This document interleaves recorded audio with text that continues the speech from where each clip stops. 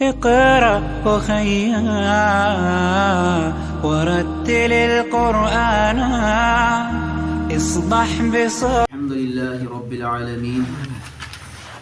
والعاقبة للمتقين والصلاة والسلام على سيد الانبیاء والمرسلین. آج کے کلاس کے اندر میں اور آپ سورۃ البقرہ کی آیت نمبر 178 اور 179 کا ترجمہ اور تفسیر سمجھنے کی کوشش کریں گے. اللہ رب العالمین فرماتے ہیں یا ایھا الذین آمنوا، اے وہ لوگو جو ایمان لے کر آئے ہو، کتبہ فرض کیا گیا ہے، علیکم تم پر، القصاص قصاص یا بدلہ، فی القتل قتل کے معاملے میں، الحر آزاد کے بدلے، بالحر آزاد کو قتل کیا جائے، والعبد اور غلام، بالعبد غلام کے بدلے، والانثى اور عورت بالانثى عورت کے بدلے. فمن پس جو کوئی عفیا معاف کیا گیا، لہو اس کے لیے، من اخیہ اس کے بھائی کی طرف سے یعنی مقتول کی طرف سے، شیء کچھ بھی، فاتباع پس پیروی کرنے والا ہو، بالمعروف نیکی کے ساتھ. یعنی جو مقتول ہیں وہ اگر دیت طے ہوتی ہے تو دیت لینے میں یہ نہیں ہے کہ ایک دیت طے ہو چکی ہے بعد میں وہ اس سے زیادہ جو ہے نا اس کی ڈیمانڈ کرنا شروع کر دے،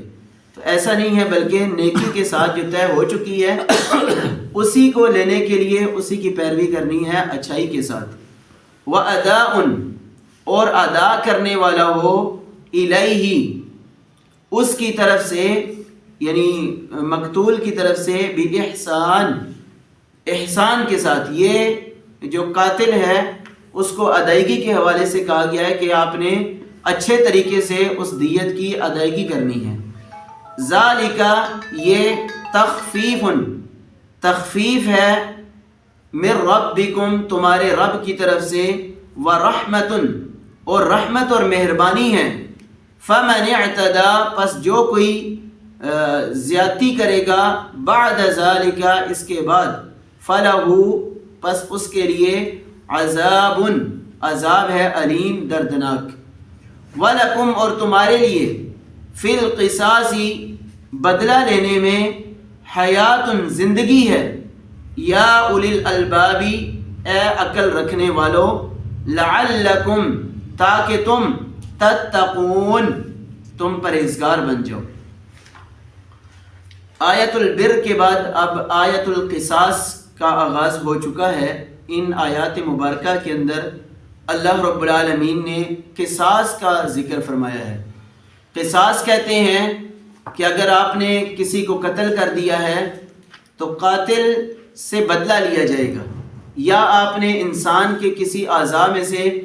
کوئی ایک اعضاء ختم کر دیا، اس کو ڈیمیج کر دیا یا سرے سے ہی اس کو ختم کر دیا، تو اس اعضاء کے بدلے کے اندر آپ کو بدلہ دینا پڑے گا. یا تو اس بدلے کی صورت کے اندر اللہ رب العالمین نے اس آیت مبارکہ کے اندر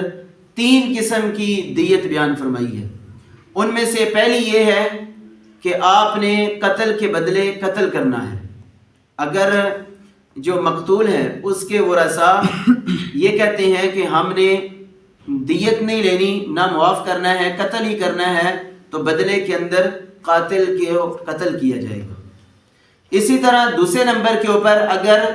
مقتول کے ورثاء یہ کہتے ہیں کہ ہم احسان کے ساتھ فی سبیل اللہ معاف کر دیتے ہیں، تو اس کو بھی اسلام نے قبول کیا ہے، اور اس کے لیے مقتول کے لیے بھی اور مقتول کے ورثاء کے لیے شریعت نے اتنا زیادہ اجر رکھ دیا ہے. اور تیسرے نمبر کے اوپر اسے معاف بھی کرتے ہیں مقتول کے ورثاء اور ساتھ دیت بھی لیتے ہیں. اب دیت کے حوالے سے اسلام نے جو ہے 3 چیزیں یہ بیان کی ہیں کہ آپ نے ان 3 قسم کے حوالے سے دیت لینی ہے. ایک تو قصاص بدلہ لینا ہے، دوسرا احسان کے ساتھ آپ معاف کر سکتے ہیں، اور تیسرے نمبر کے اوپر کچھ رقم یا جتنی بھی اسلام نے شریعت نے رکھی ہے اس حوالے سے آپ نے دیت لینی ہے، وصول کرنی ہے. تو قتل کے معاملے میں اسلام نے اللہ رب العالمین نے اپنی کلام پاک کے اندر شرک کے بعد سب سے زیادہ جس چیز کو اہمیت سے بیان کیا ہے یا کثرت کے ساتھ ذکر کیا ہے وہ ایک تو وراثت کے اندر کسی کا حق مارنا، اس کو سخت وعید کے ساتھ بیان کیا ہے، اور دوسرے نمبر کے اوپر یہی قتل کے معاملے کے اندر۔ اور آپ نے سورۃ المائدہ کے اندر پڑھا ہے کہ جس نے کسی ایک زندگی کو بچایا گویا کہ اس نے پوری انسانیت کو بچا لیا ہے، اور جس نے کسی ایک انسان کو بغیر حق کے قتل کر دیا ہے گویا کہ اس نے پوری کی پوری انسانیت کا قتل کر دیا ہے۔ اور سورۃ النساء کے اندر اللہ رب العالمین نے فرمایا کہ وَمَن يَقْتُلْ مُؤْمِنًا مُتَعَمِّدًا،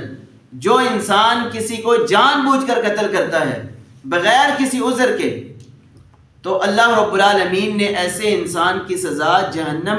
ابدی رکھی ہے کہ وہ خالداً فیہا، ہمیشہ اس جہنم کے اندر رہے گا۔ تو اس لحاظ سے جو قاتل ہے وہ 4 قسم کے لوگوں کا مجرم بن جاتا ہے۔ ایک تو پہلے نمبر کے اوپر جب وہ کسی کو قتل کرتا ہے